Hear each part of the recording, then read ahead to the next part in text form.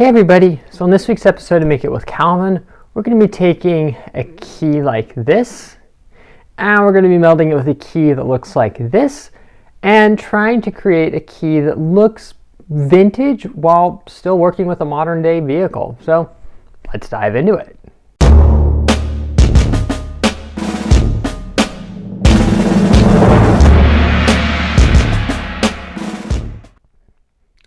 So the whole basis behind this whole project is a friend of mine asked me, would it be possible to take a key like this, which has a pretty boring head, and then take a fake vintage key, this one's a demo one, made out of pot metal, combine the two together and make a key that's got the end of a regular key so it works, but it has the head of a more vintage key. And I said, sure, I'll give it a try.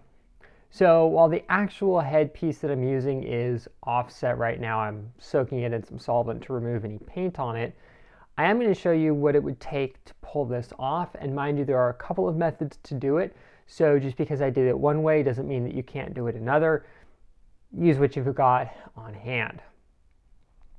So the very first step for me was to take a key like this. And what I'm going to do is I'm going to come along and I'm going to trim this edge. And I'm going to trim that edge off because I want the thickness to be the same as this right here all the way across. Then if there's any excess on the end, I'm going to trim that off. Then on the key head that I'm using, this one's smaller, but it's what I've got for demo, I'm going to cut a groove in the middle there so that way the width of this key can drop down inside. Then I can solder it in there. Or if you don't have the capabilities to solder, you could probably get away with something like a high-strength adhesive, such as a JB Weld, a super glue, something like that. I would personally prefer more like a two-part epoxy or a JB Weld over super glue, but like I said, use what you've got. Now, one other important thing to keep in mind is make sure that when you're doing this, you leave enough material hanging out. So just in case the key that you're using falls apart in your ignition or in your lock, you still have enough material that you can easily pull it out with, and you're not going to have to call a locksmith and get a new lock and unfun things like that. So just keep those things in mind, and let's go downstairs and get busy.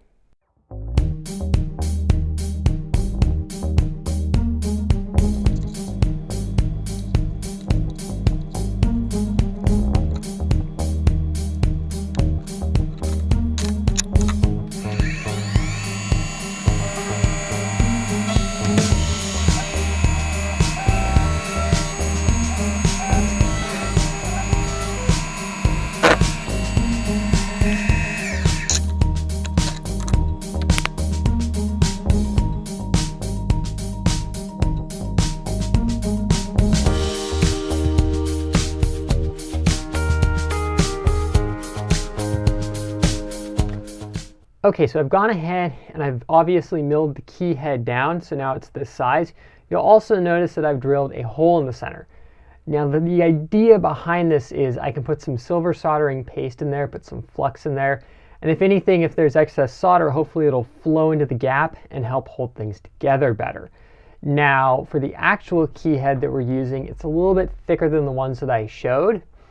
Here it is. You'll also notice it has a little bit of flux residue on it. That's because I've already gone ahead and I've pre-tinned it, which means I put some flux in there, put some solder in there, and melted the solder. So that way I know I have a better chance of things working. The first time I tried doing this, I accidentally heated up the head of the key and literally melted it. Also doesn't help that I was running a #1 nozzle, which is really fat and good for doing thick stuff, not doing thin stuff. So if you're going to use an oxyacetylene rig like mine, be very, very, very, very, very careful with your heat control. So let me get this set up and put this together. Okay, so we're going to take our part right here, and I've got some silver soldering paste under here. This stuff is not cheap, but very, very handy. So I'm just going to squeeze a bit on here like that. Okay. Carefully insert that. It's okay if a little bit oozed out. That will hopefully act like a heat indicator. Tighten that guy down, and then I'm going to go get the torch on. We're going to put this together.